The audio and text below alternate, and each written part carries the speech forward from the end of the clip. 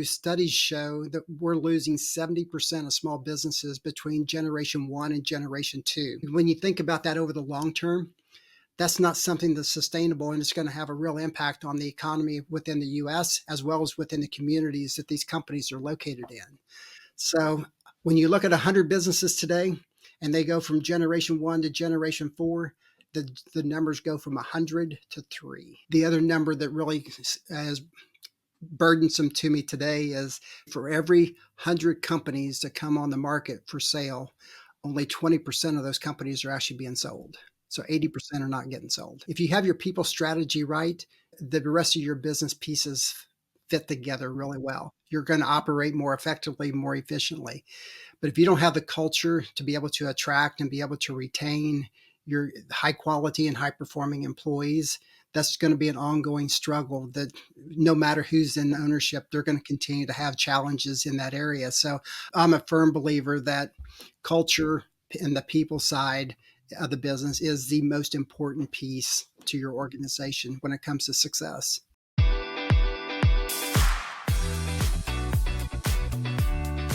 Welcome to the I Decide Darlings podcast. I'm Erin. And I'm Lisa. We are moms, wives, best friends, entrepreneurs, and authors of the book, I Decide, the happy little guide to living your best life.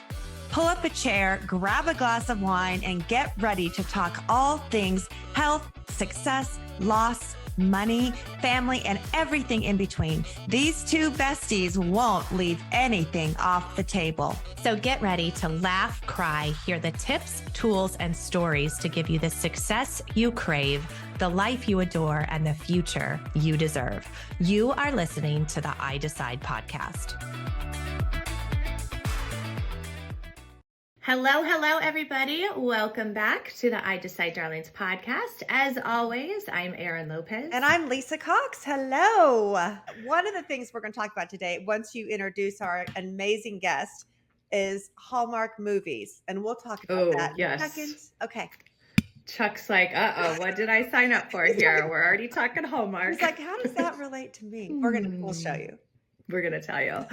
Well, let's jump in because we have lots of fun things to talk about. And I have the honor of introducing our guest today, who is Chuck Cooper, who is the founder and president of Whitewater Consulting. He is a seasoned entrepreneur and a trusted advisor to small, mid-sized, and family-owned businesses. With a career dedicated to helping organizations achieve long-term success, he specializes in enhancing business performance, guiding leadership transitions, and preparing the next generation of leaders. He is known for his engaging approach, inspiring business owners through consulting, speaking engagements, and mentorship, empowering them to navigate challenges and seize opportunities. He is married to his wife, Debbie, for 39 years, woo-hoo! Everybody. Woo! He is a devoted father of 3 and a papa of 8 grandkids. That's a big topic for us right now because Lisa is a new grandmother, yeah. Chuck, and so we love it. Just what? We're not to 8 yet. It's a great chapter. Enjoy the ride. Yeah, I am already. Yeah.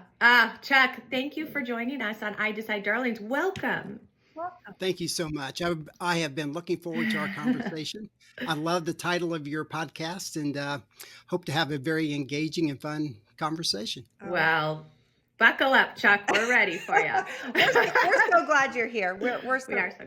We are interested in learning about what you coach and teach on. And but first, so we want to hear a little bit about your background. Yeah. So we know you have 8 grandbabies, 3 kids, a wonderful wife of 39 years. Tell us how you got to where you are. Tell us a little bit more about your history. It has been a climb from ground zero to the mountaintop and a fall from the mountaintop to the valley. And in amongst that, we started our second climb many years ago. So just a little bit of background on myself. I grew up in a family-owned business in central part of Illinois and enjoyed, went to school, learned a lot working in our family business. My grandparents decided to retire. And when they retired, they moved to Arizona, and my wife and I picked up and moved our kids from Illinois to North Carolina. And since I've been in North Carolina, we have been in and out of business opportunity, business ownership on 6 different companies along the way. And it's been some that we have bought existing businesses and built them and then sold them. We've bought an existing business and made some really, really poor leadership and ownership decisions that caused us to have to sell the company. And that was the fall from the mountaintop to the Mm. valley. Um, but it's been what's really been kind of fun as I look back over the years is it has really allowed me to really I spent some time being very introspective of myself, really being able to be really clear on what my values are, what my priorities, what my objectives are. And this has led me into the work that I get to do today with Whitewater Consulting, where we basically get to come alongside business owners and help them navigate their journey of being an employer and helping their organizations really focus back in on their people and helping them develop some strategies that will allow them to achieve not only greater success but also a life of significance. And that's really where our heart and our passion is Mm. today. Do they come to you when they're in trouble, or do you market to them for whatever state or place they are in their business, or are you kind of like the safety net, or are you the rescue boat? So we are essentially the rescue Mm. boat. And what's really just a little bit of backstory to Whitewater Consulting as far as how we came up with that name. It goes back a few years ago where I had the opportunity to go to Canada and be on a 3-week canoe trip with 3 other guys. And halfway through that trip, we basically we had gone over to the shore. We were having lunch. We were looking at our maps and we were looking at kind of what was ahead of us for that afternoon. And we knew we were coming up to, according to the maps, a set of double rapids in the river system in Canada. And as we went through the first set of rapids and came through that unscathed. But as we were going and approaching our second set of rapids, we soon started to hear this roar at the other end of the horizon. And what we quickly learned was that the current was picking up, and our canoe had gotten sideways in the water, and we were actually headed for a waterfall and not for another set of rapids. Oh my. And as we went through that, fortunately for us, one of the gentlemen in the back canoe had been through a very similar experience a few years before. And he began giving very, very specific instructions to both myself and the partner in my canoe. And by following his instructions, it allowed us to basically get our canoe straightened out and to get out of the current and to get to shore in a safe way versus if he had not been there, without question, we would have gone over the falls. And I have no idea what would have happened at that point. Wow. But what I learned from that was that having real life experience was really, really important. But Mhm. being able to take that experience and that knowledge and wisdom that's gained through real life experiences and being able to communicate that in a very concise and clear way so that it is easily put into action is really important as well. So, as that gentleman was kind of the guide to help me navigate out of a really difficult situation, that is ultimately what I want to do with my clients is to be able to help them navigate the white waters that they go through as being a business owner. So to your point, Lisa, I think that we are that rescue boat that comes along and helps those business owners get out of trouble Mhm.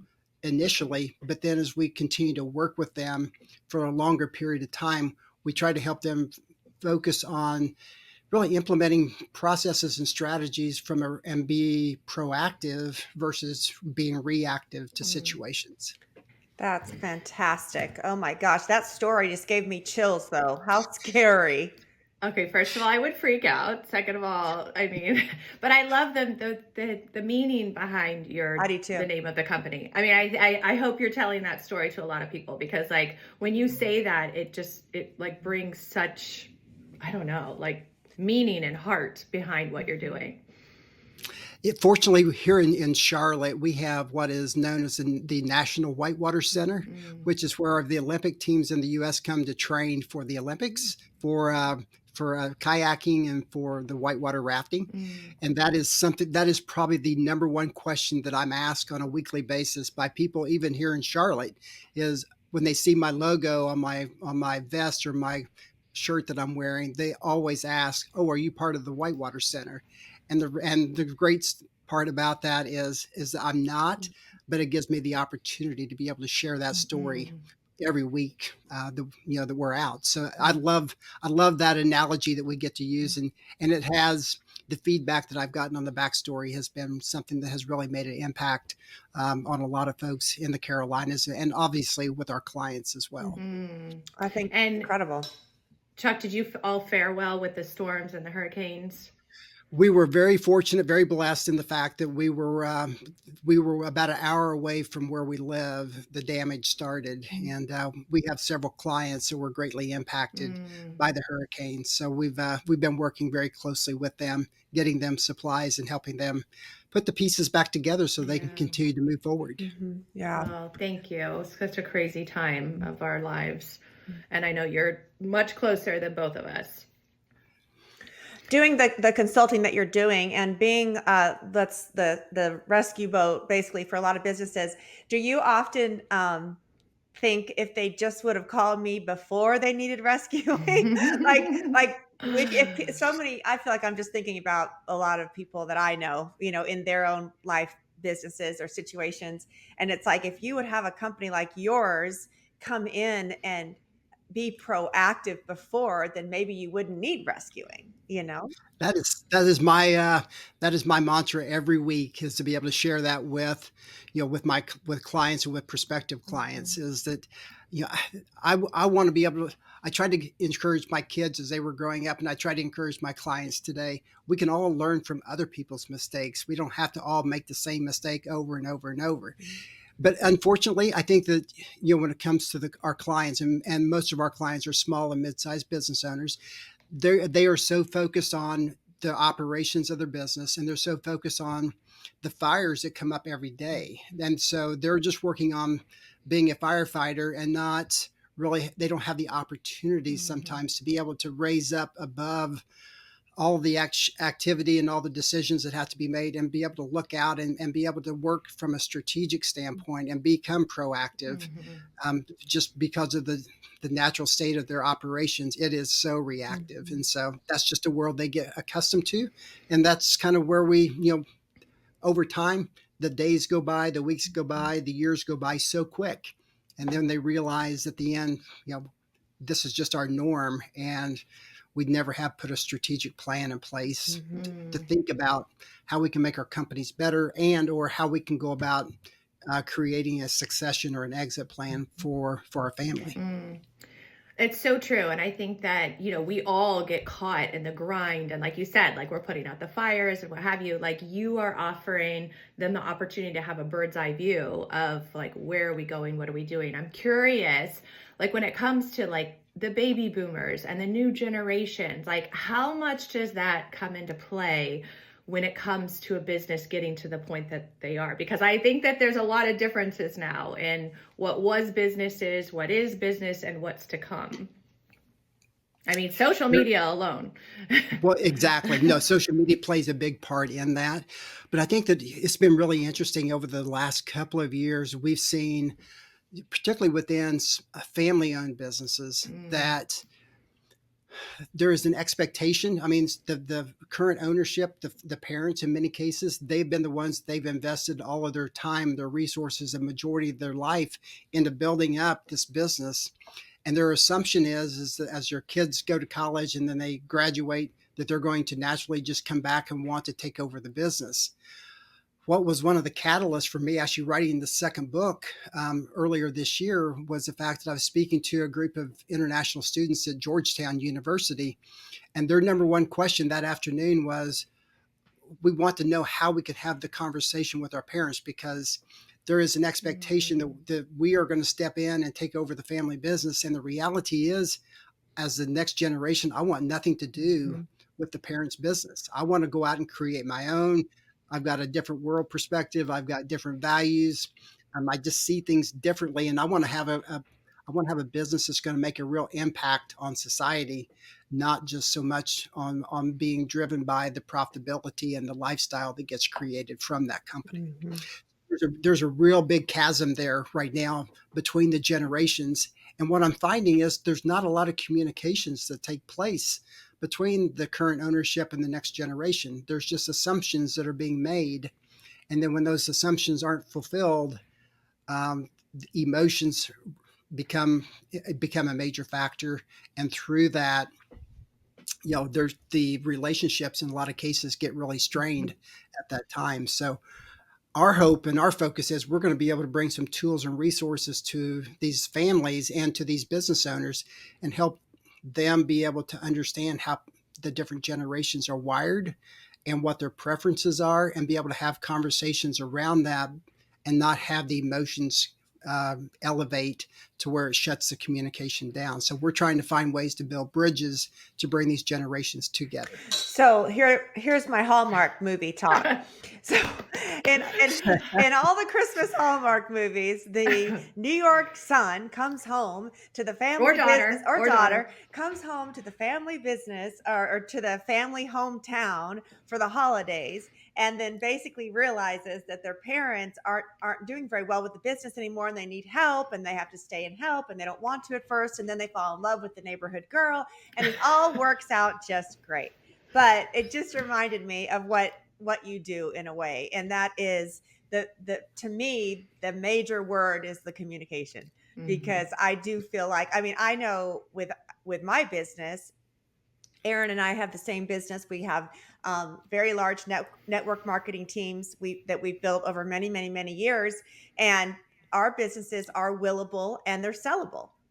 And but if you will a business like ours to a child that doesn't want it, then it's not going to be the greatest thing for them, and so what do you like, where do you start when you're talking to someone like, let's say me, or if I had a business, a small business, a plumbing business or something, and my kids have been very communicative about the fact that they're not really interested in running my business.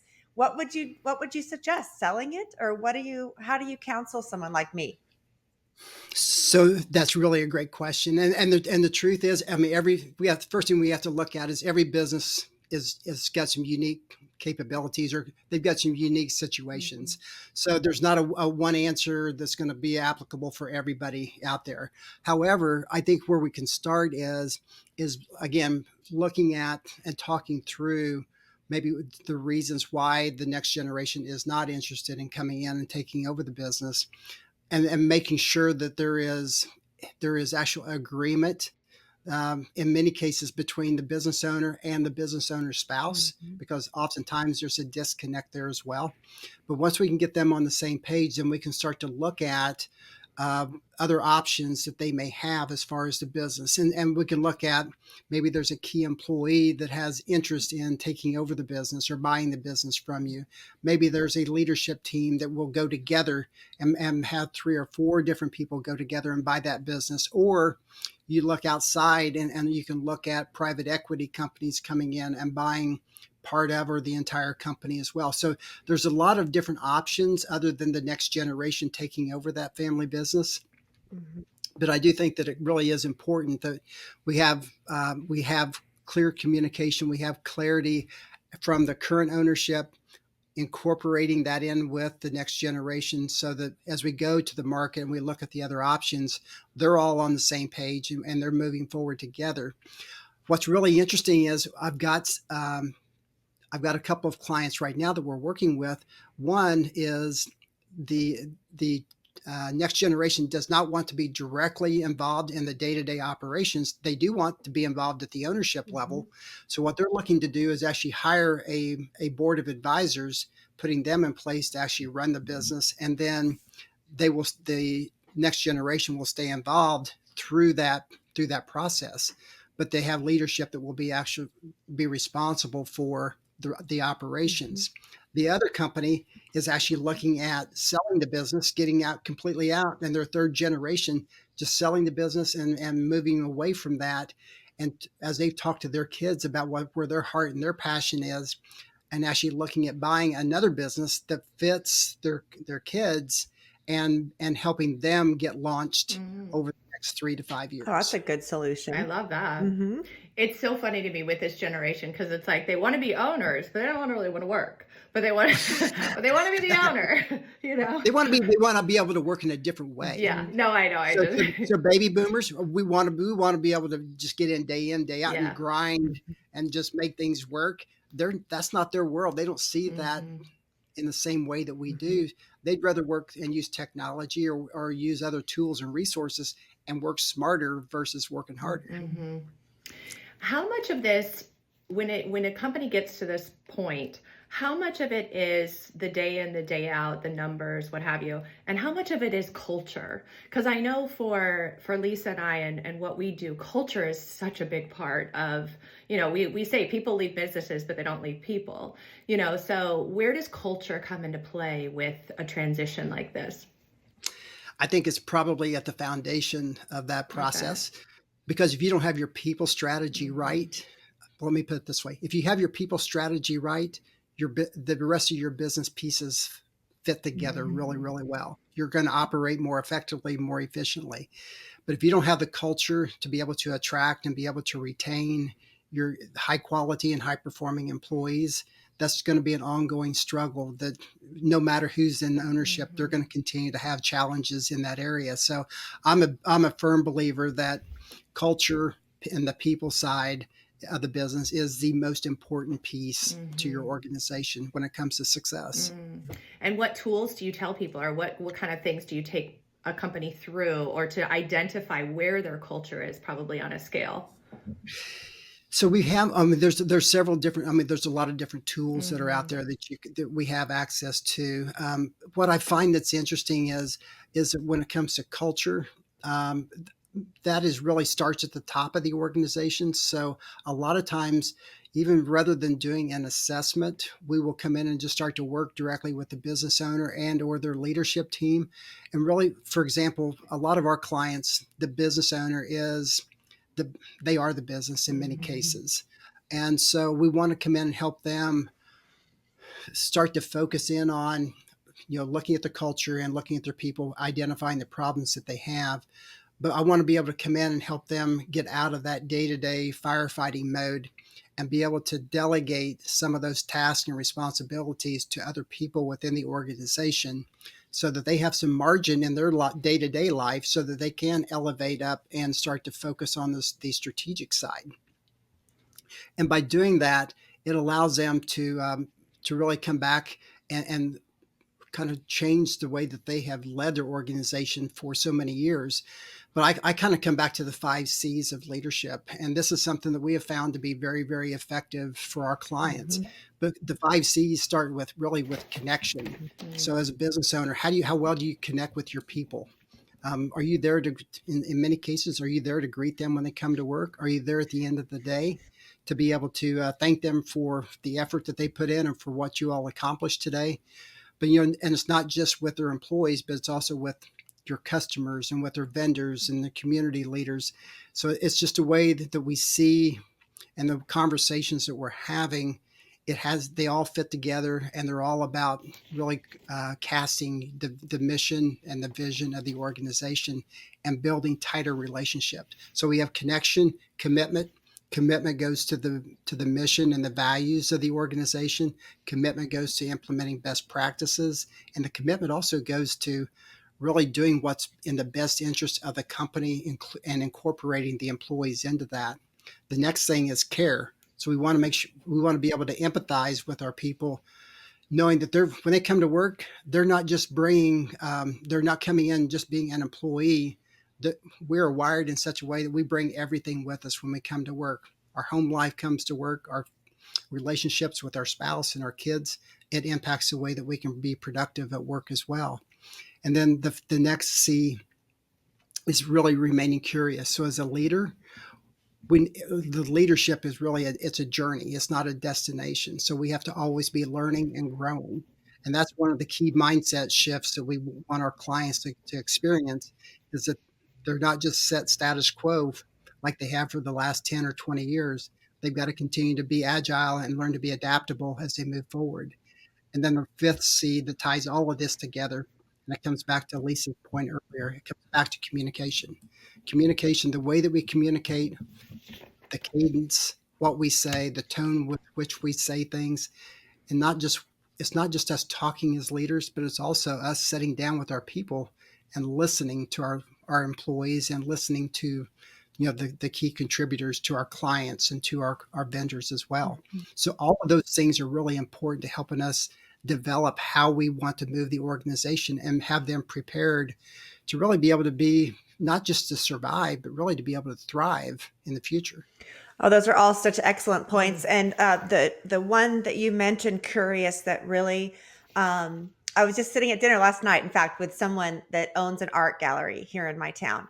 And, I said, how are things going? And he's like, terrible. He said, there's no expendable income right now. People aren't buying art.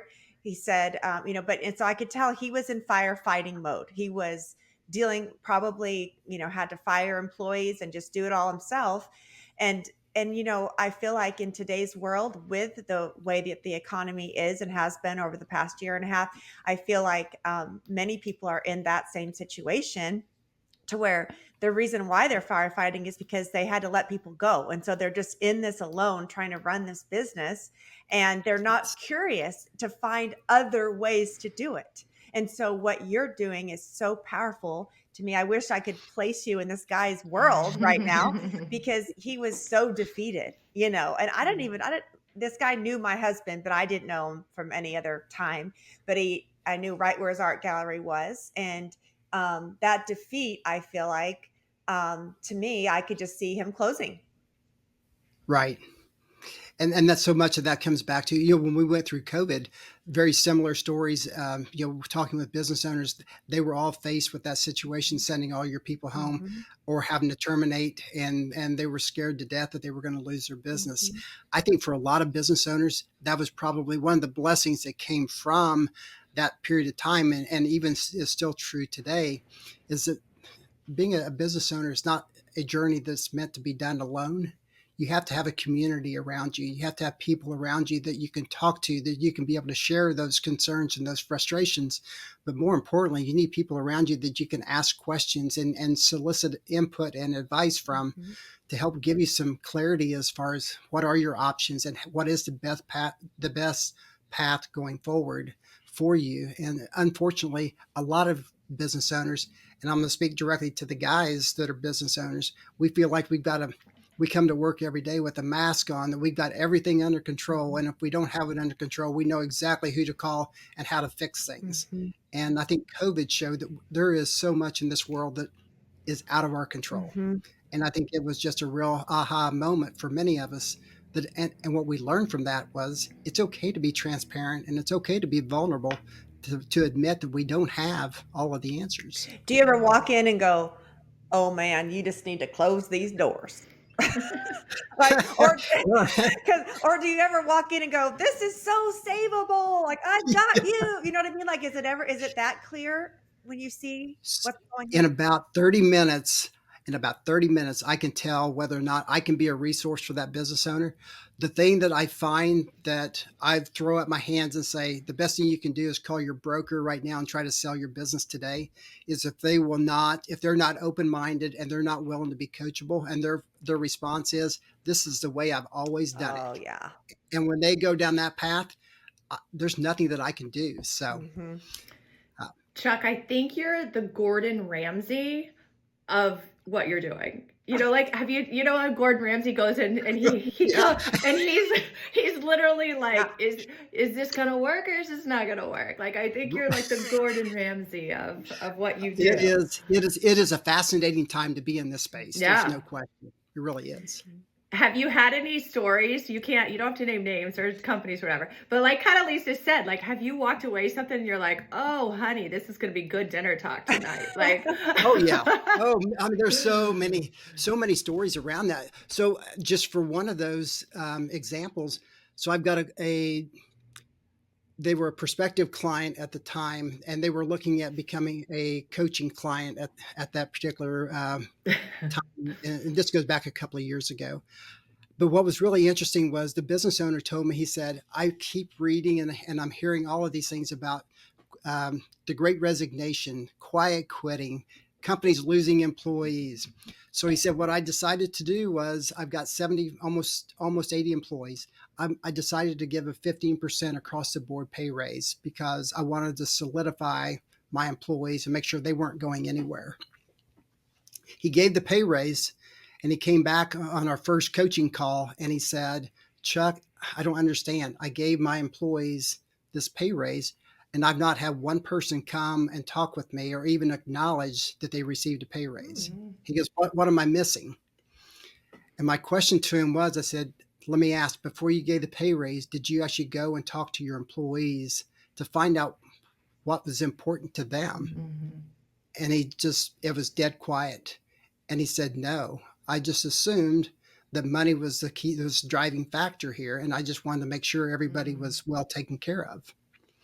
I said, this next week, I want you to go back and talk to 3 to 5 of your employees and find out and ask them the question, what's really important to you and how can I make your life better week in and week out? Mm-hmm. And he came back the following week and he said, I just made the biggest financial mistake that I've made in many years. He said, I didn't need to give the raise because these people, all they were really looking for, I have one employee that's got a sick child at home. They were looking to come in about 30 minutes to an hour later, willing to stay at the end of the day.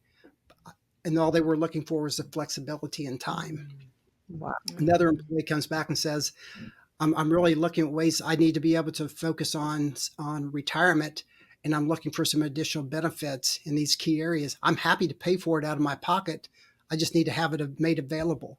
So there was just example after example like this. And so what he learned was, he said, I just needed to talk to my people and ask them what was important to them before I made that decision. Mm-hmm. And so it cost him, I mean, at the end of the day, it cost hundreds of thousands of dollars for him to do what he did.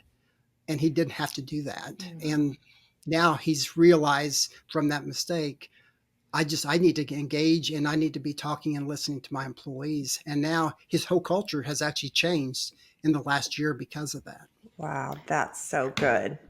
And so true in life, that, I mean, we're always trying to fix things. I think as women, as moms, as business owners, we're always just trying, like, what do I need to do? Tell me, I love that because it's a reminder to all of us to like ask questions and sit down. And, I mean, I think for my own teenage girls, I go into fight or flight mode of like, what do I need to do to fix it?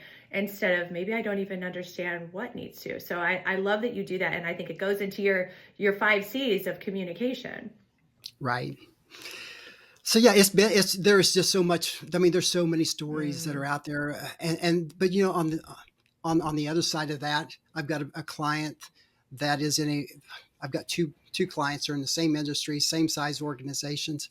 One has been very resistant to making change. The other one's been extremely coachable and very open-minded, implementing things as fast as they possibly can. And what's been really cool to see over the last year to 15 months is that the company that has been coachable and open-minded, they're growing at about almost 40% year over year. Wow. This company over here on the other side that's not, staying true to who they are and always done things the way that they've always done it. His income is actually, or his revenue is actually declined by about 3%. Wow. So it's cool to be able to see the impact that can be made from these business owners that are willing to be open-minded and to be curious and to be able to be coachable. Yeah. I mean, just that part alone of what you're doing is so powerful. Just getting out there and showing people that change is inevitable. And if you're not willing to change with the changes that are happening in our world, in our life, in our businesses, then this could happen, this and this and this. But if you're willing to change and to adapt and, and to work with it and be open, and that's powerful right there, what you're doing. It's incredible. So what's your favorite part of what you do? Tell us that. Right now, what's really interesting, Lisa, is the fact that I've got one track that most of my business has been built on, which is on the HR and really working on HR best practices and the people side. And now we've got the succession and the exit planning side over lane that we're working in as well. Mhm. The thing that's I'm having a struggle right now, quite honestly, because I don't know how to try to marry these two lanes up so that we're working on the same path day in and day out. And then the reality is, I'm not sure that I'm going to be able to get there. But my heart and my passion, again, goes back to really working with business owners and helping them to be prepared for that succession and that exit. And the reason I'm so passionate about that, one, is I grew up in a family owned business, but two, studies show that we're losing 70% of small businesses between generation one and generation two. Wow. Wow. And it's just, we can't, I mean, that when you think about that over the long term, that's not something that's sustainable, and it's going to have a real impact on the economy within the US as well as within the communities that these companies are located in. Mhm. So when you look at 100 businesses today and they go from generation one to generation four, the numbers go from 100 to three. Wow. And the other number that really is burdensome to me today is, for every company, let's see, for every 100 companies that come on the market for sale, only 20% of those companies are actually being sold. So Mm. 80% are not getting sold. Wow. Are they brick and mortar or are they all over the board? They're all over the They're all board. over the board. Yeah. And there's a lot of reasons for it. A Mhm. lot of times it's the business owner is the business. They haven't built an infrastructure in their Mhm. organization. So when they pull them out, um, there's really nothing left. Mhm. Mhm. Yes. And so that's one of the key reasons. So, We had that when my husband owned an auto body shop, and a car spa for 29 years and ran a very successful business, but didn't have, a child to take over when it was time, didn't have a succession plan really. But then he started noticing one of his employees was sort of talking about maybe this could be something he would want. And so they kind of created this incredible succession plan, and that employee ended up buying it, the business, and he has done incredible things with it. And and Steve is so proud of how that worked out, because I think Steve was very fortunate, because I feel like a lot of the business was Steve. And if he would have right. just stepped out, and I think that would have happened, it could have been wouldn't not have been so profitable. But because this guy that everyone else also knew and loved at the shop bought it, and and we've sent everyone we know to it, just like we still own it, and it's been incredible. But I can see how that would happen. I can see, many of our restaurant owners in town, good friends of ours that have successful restaurants, they're there every day. They're the Yes. face.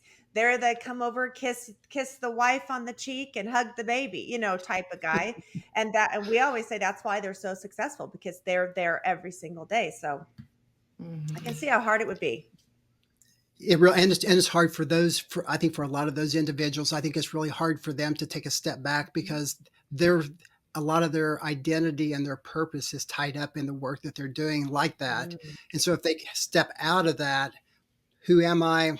What am I going to do with this next chapter of life? And that's where I think that's the thing that scares a lot of business owners today. Mhm. That makes a lot of And I do think it has a lot to do with like I said, I go back to their generation, but we're so hands-on with everything we do, like in the people you just described, but they're so hands off in a sense. They're hands on their phones and their social media, so I think there's a gap, and I think, is that what inspired you to write? You have two books now, correct?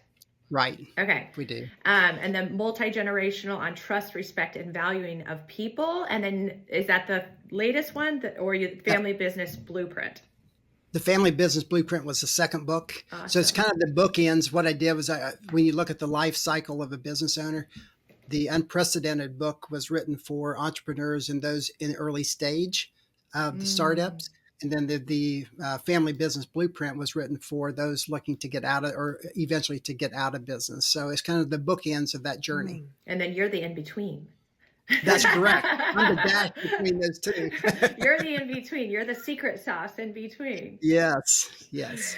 Oh my gosh. Well, give us and our audience a little snippet of your latest, which is the Family Business Blueprint. And you have a roadmap to what Lisa was just talking about of something that Steve kind of went through. Yeah, that is, it's essentially what I tried to do with this book is really I tried to put a spotlight on the importance of having a succession plan in place for all business owners, regardless of whether they're family owned or whether they're just a small to mid-sized organization. But in addition to try to put a spotlight on it, we also have provided the tools and the resources that's needed to help them actually self-implement their own succession plan if they so choose to. And that's what my hope and my prayer is that they will be able to be able to take that book and just follow the process that's outlined in the book, as well as use the tools and the resources that are there so that they can self-implement. What I'm finding is that the readers so far is I've gotten about probably 6 different clients today from the book that we are literally just doing monthly coaching sessions on. So they are going through and doing the self-implementation themselves, but they're having someone like myself kind of coach them through this and actually hold them accountable so that they'll get this done.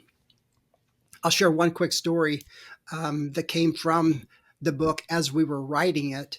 Last year, as I was doing my research with making the phone calls and doing the interviews with these business owners, I talked to a gentleman in the Midwest, and he said, I'm in the busiest time of my year, which was August. And he said, when I get to January or February of 24, I'm going to start my own succession plan at that time.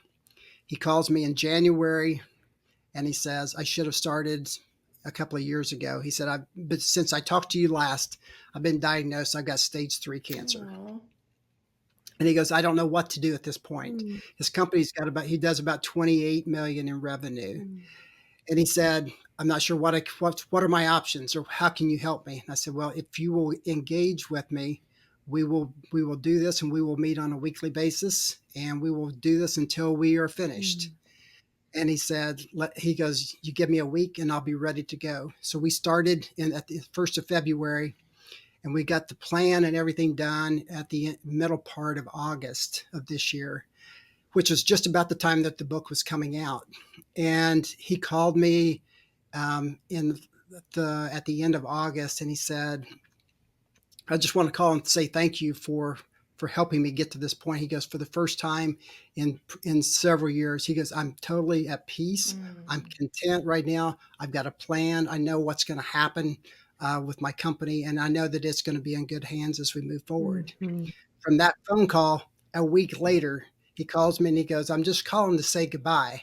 He said, my family's getting ready to put me into hospice at this point. Golly. Wow. And so for me, that is the reason that we're doing what we do. Oh my gosh. That is wow. And you just gave him that peace in his heart. And oh, wow. So that's why I'm passionate about this work we're doing right now. Powerful. Chuck, it sounds like it. Is your family involved in your business? So that's a great question. So my wife of 39 years, we're approaching 40 coming up here in a few months. Congrats. She runs a virtual bakery from the other end of our house. Oh. So our house smells like pumpkins. Oh, yummy. Right now. It's really great. But we have a daughter and a son-in-law that are part of our succession plan. So we're really excited about that. Do they live close to you? They actually live about 15 minutes away, and they've got 4 of the 8 grandkids. So they are very important. Yeah. They are very important for sure. I think after listening to you today, I know what this answer is going to be. But what is your secret to a long, happy marriage? Compromise. I think that is, for me, it comes back to communication. That's what I was going to say. You were going to say. Yeah, it comes back to, without question. Communication is a secret sauce to that. And from that communication comes a compromise and to be willing to do what's right and not to be right all the time. Well, you guys have 4 years on my husband and I. We've been married 35 years, but we only have 1 grandchild and you have 8 grandkids. So I'll give you some hope, Lisa. So our 8 grandkids are ranged in age from 2 to 8. So we Oh, have 6 years. So all we need to do is get your Boom, kids. boom, boom.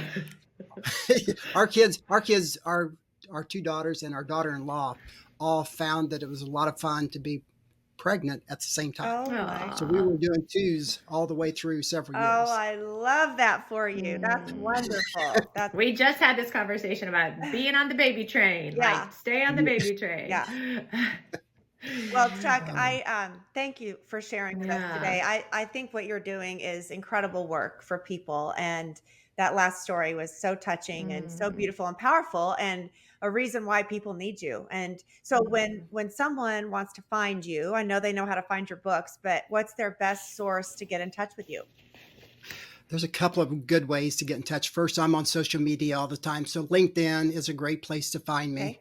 But if you wanted to connect with me directly, my email is chuck@whitewaterconsulting.net. Okay.